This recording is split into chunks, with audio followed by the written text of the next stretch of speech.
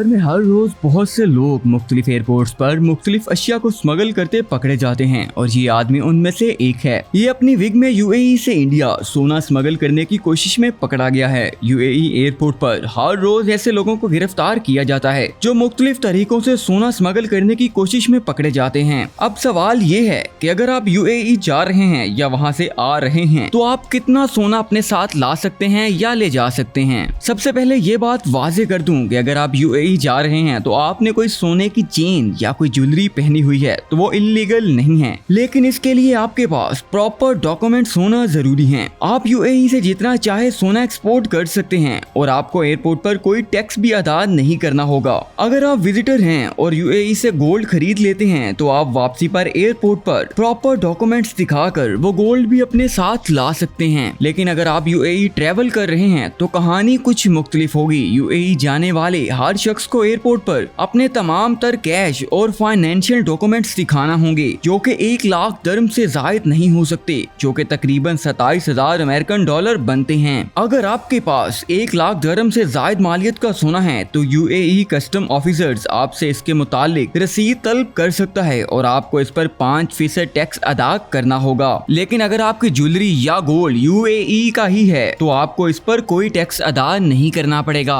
अगर हम पाकिस्तान की बात करें तो यहाँ कुछ मुख्तलिफ कानून हैं। यहाँ आपको जितनी मालियत का गोल्ड या सोना इंपोर्ट कर रहे हैं उसका 21% टैक्स अदा करना होगा। और अगर आपके पास गोल्ड इंपोर्ट करने से मुतालिक कोई स्पेशल ऑर्डर्स मौजूद हैं तो आपको इस पर कोई टैक्स अदा नहीं करना होगा। आपको यह वीडियो कैसी लगी हमें बताएं कमेंट सेक्शन में। मजीद वीडियोस देखने के लिए चैनल को सब्सक्राइब कर दें और साथ मौजूद बेल आइकन के बटन को प्रेस कर दें ताकि लेटेस्ट अपडेट्स आप तक आसानी पहुंचती रहें।